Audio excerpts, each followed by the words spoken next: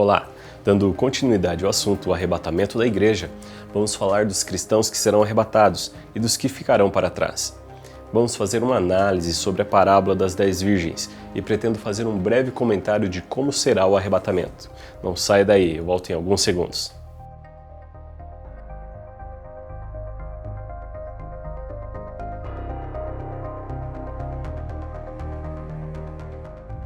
Nos vídeos anteriores, vimos que Deus trata com 3 povos distintos, a igreja, os gentios e os judeus. A igreja, por sua vez, é dividida em 2 grupos, que vamos chamar de a noiva e os amigos do noivo.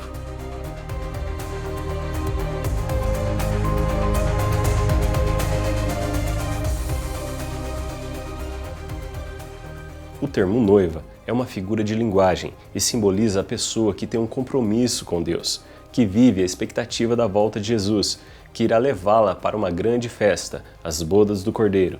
Na prática, a noiva representa os cristãos que Deus deseja que todos nós fôssemos. E os primeiros passos para se tornar este modelo: primeiro, ele precisa entender sua condição de pecador e receber a Cristo como Senhor e Salvador de sua vida. O segundo passo é fazer uma aliança com Deus através do batismo nas águas. Aqueles que não nascer da água e do Espírito não podem entrar no reino de Deus. O terceiro requisito é buscar viver uma vida cheia do Espírito Santo, o que pode ser observado através dos frutos. Esses são os 3 requisitos básicos para poder participar das bodas do Cordeiro. Agora, o reino de Deus é organizado em hierarquias de poder, e o nível de salvação da alma irá determinar sua posição no reino. Mas fique tranquilo, eu vou falar sobre isso no final desta série.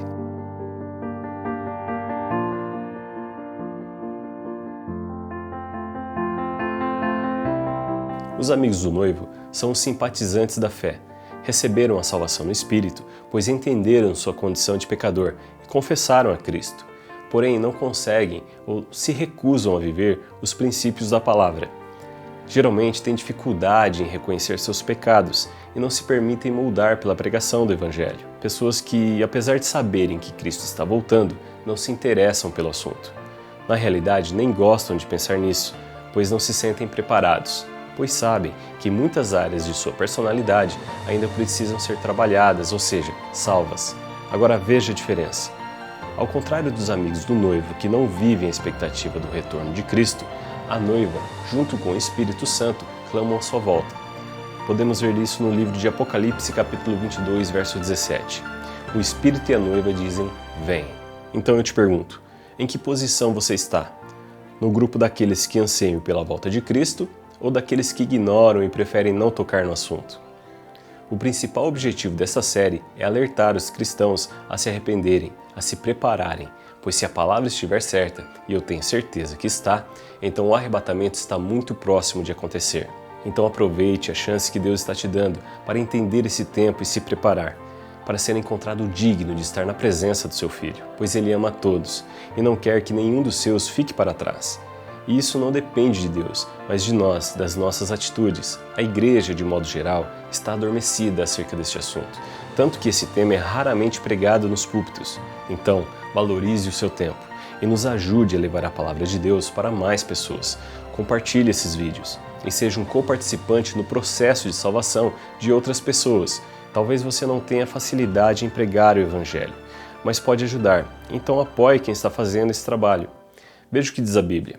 A quem dera beber, ainda que seja um copo d'água fria, a um desses pequeninos, por este ser meu discípulo, em verdade vos digo que de modo algum perderá a sua recompensa. Se Deus promete recompensar um copo d'água, imagine você sendo um coparticipante no processo de salvação de outras pessoas.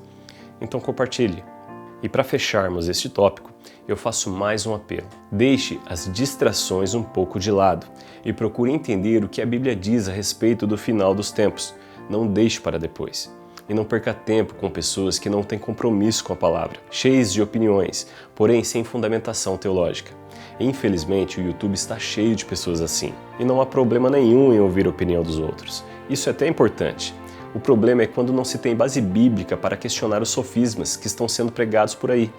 E acredite, isso contamina a alma e pode tirar você dos propósitos de Deus. Por exemplo, tem muita gente dizendo por aí para você se preparar para o pior, quando a palavra de Deus diz que a igreja não estará aqui quando o pior acontecer. Por isso, É importante ler e estudar a palavra de Deus todos os dias. Eu, particularmente, valorizo muito meu tempo para perdê-lo com pessoas que você vê que não tem compromisso nenhum com a igreja, nem com a palavra de Deus. Então, cuidado e valorize o seu tempo.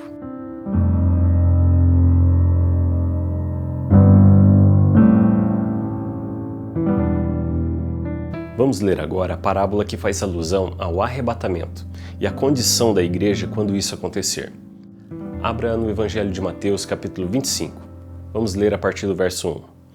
O reino dos céus será semelhante a 10 virgens que pegaram suas candeias e saíram para encontrar-se com o noivo. 5 delas eram insensatas e 5 eram prudentes. As insensatas pegaram suas candeias, mas não levaram óleo consigo. As prudentes, porém, levaram óleo em vasilhas juntamente com suas candeias. O noivo demorou a chegar, e todas ficaram com sono e adormeceram. À meia-noite ouviu-se um grito: "O noivo se aproxima, saiam todos para encontrá-lo." Então todas as virgens acordaram e prepararam suas candeias. As insensatas disseram às prudentes: "Deem-nos um pouco do seu óleo, pois as nossas candeias estão se apagando." Elas responderam: "Não, pois pode ser que não haja o suficiente para nós e para vocês. Vão comprar óleo para vocês." E saindo elas para comprar o óleo, chegou o noivo. As virgens que estavam preparadas entraram com ele para as bodas e fechou-se a porta. Mais tarde, vieram também as outras virgens e disseram: "Senhor, Senhor, abra a porta para nós." Mas ele respondeu: "A verdade é que não as conheço. Portanto, vigiem, porque vocês não sabem o dia e nem a hora." O primeiro ponto acerca da parábola é saber que ela não está falando de salvação, mas de reino. Pois Jesus começa dizendo: o reino de Deus é semelhante a... E diferente da salvação, que não requer esforço, para herdar o reino é preciso se esforçar. O reino dos céus é tomado à força, e os que se esforçam se apoderam dele. Entendendo esse conceito, você vai compreender então porque muitos serão chamados, mas poucos os escolhidos. Que, aliás, vale fazer um comentário. Os escolhidos não são homens usados por Deus, mas homens aprovados por ele. Por exemplo, Deus usa Satanás mais do que qualquer um de nós e nem por isso se agrada dele. É importante entender o que Deus quer de nós e fazer com excelência para sermos aprovados, e a prova disso está nos frutos que geramos. E isso, assim como outros fatores, é fundamental para participar do arrebatamento. O segundo ponto que devemos observar na parábola é a condição da igreja momentos antes de Jesus voltar. O texto fala de 10 virgens, 5 insensatas e 5 prudentes. Isso revela que quando o arrebatamento acontecer, pelo menos metade dos cristãos ficarão para trás. Agora, olha esses dois dados. Segundo uma pesquisa realizada pelo Instituto Norte-Americano Pew, 54% dos cristãos no mundo não creem na volta de Jesus. Agora, veja a porcentagem por continentes. Na Europa, 55% das pessoas não creem. Na América do Norte, 57%. E na Oceania, 72%. Já na Ásia, 54%. Na África, 43%. E na América Latina, 44% não creem que Jesus irá voltar um dia. No Brasil, o maior país cristão do mundo, 49% das pessoas não creem ou acreditam que isso está muito longe de acontecer.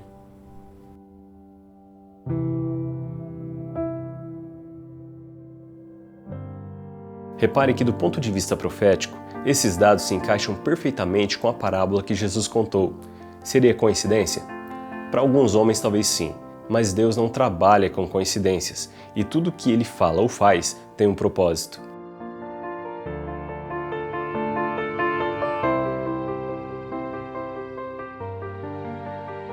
As virgens representam cristãos nascidos de novo, ou seja, pessoas que confessaram a Cristo como Senhor e Salvador.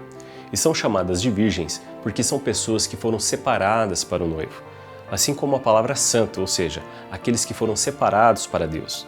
As virgens também representam a igreja, que é formada por 2 tipos de cristãos, os insensatos e os prudentes. Lembre-se, a parábola está falando de reino e não de salvação. E a expressão insensatez e prudência fala de conduta, o que não interfere na condição de virgem, de fazer parte da igreja.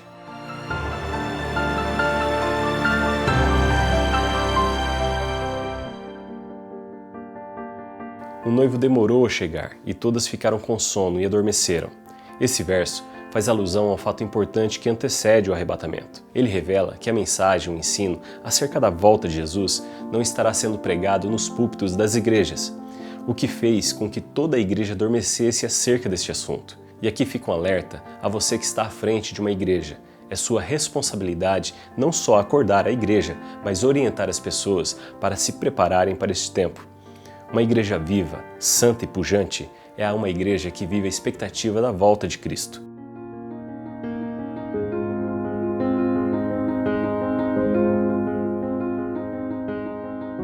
À meia-noite, ouviu-se um grito. Um noivo se aproxima.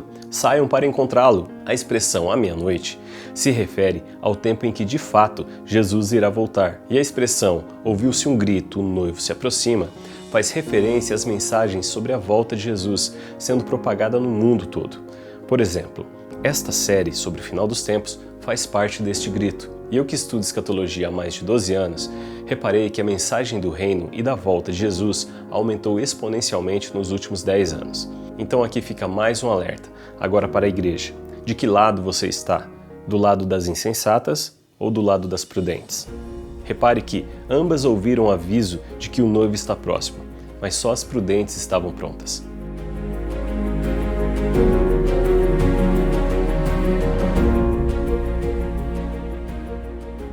A lâmpada ou candeia representa a palavra de Deus, o azeite, o Espírito Santo. Repare que todas as virgens carregam a candeia. Por quê?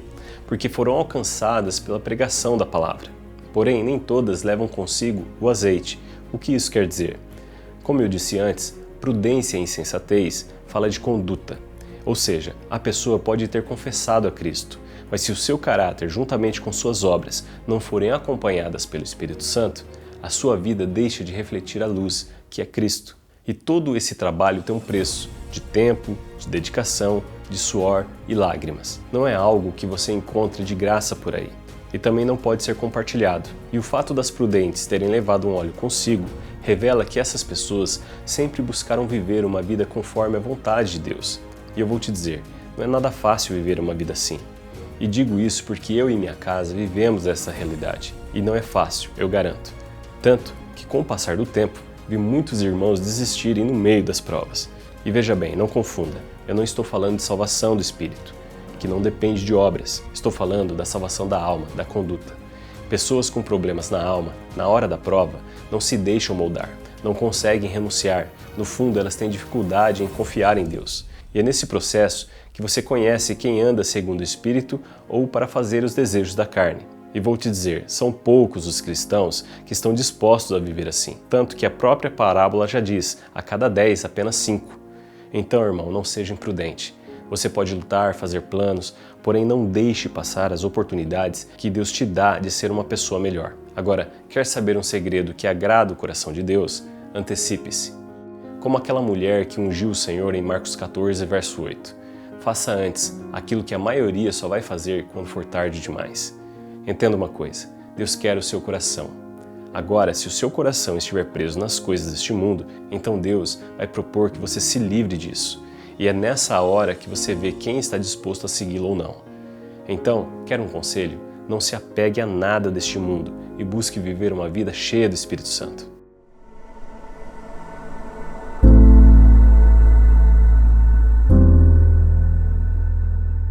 Segundo a Bíblia, o Senhor vai retornar ao som de uma trombeta, e todos os que morreram em Cristo, como os que ainda vivem, serão levados num piscar de olhos, ou seja, num milésimo de segundo, para se encontrar com o Senhor nas nuvens. Veja, num instante, num abrir e fechar de olhos, ante a última trombeta, porque a trombeta soará e os mortos ressuscitarão incorruptíveis, e nós seremos transformados. As pessoas estarão no trabalho, nas escolas, nas universidades, no trânsito, em casa, nos hospitais, no cinema, nos parques, não importa o local. Num abrir e fechar de olhos, milhares de pessoas irão desaparecer. Será um período de pânico, sofrimento e tristeza no mundo todo. Os governos irão endossar histórias como uma possível abdução alienígena, uma arma nuclear, e se o mundo estiver em guerra, vão dizer que as pessoas fugiram ou foram raptadas, enfim, Teorias não vão faltar, mas os cristãos que ficarem saberão que as pessoas na verdade foram arrebatadas. Agora, repare que o arrebatamento será precedido pelo toque de uma trombeta. Algumas pessoas acham que esse toque será ouvido no mundo todo e não será assim. Agora, olha que interessante. Você já reparou nos casamentos que a noiva é anunciada pelo toque de uma trombeta? E aqueles que tocam ficam dentro da igreja? O objetivo é avisar os convidados que estão dentro do templo que a noiva está prestes a entrar. Quando eles começam a tocar, as portas ainda estão fechadas. Durante o toque, os convidados se levantam, então as portas se abrem. Assim será no dia do arrebatamento. O anjo tocará a trombeta avisando os convidados que a noiva está prestes a entrar. Agora, quem são os convidados? São dois grupos de pessoas, os santos do Antigo Testamento e todos aqueles que morreram na condição de amigos do noivo, antes do arrebatamento acontecer. Por exemplo, o ladrão que morreu na cruz ao lado de Jesus. Então, o Espírito Santo, na condição de parente da noiva, irá nos conduzir até Jesus, que, como noivo, irá nos recepcionar nas nuvens. Por isso, o noivo busca a noiva no meio da igreja, antes de chegar ao altar.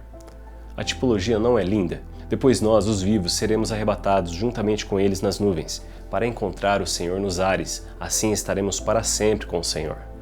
O uso da figura do casamento é incrível, pois fica fácil das pessoas entenderem independente da época em que o texto é lido. No próximo vídeo, vamos falar de um assunto muito importante acerca do arrebatamento. Quando o arrebatamento irá ocorrer?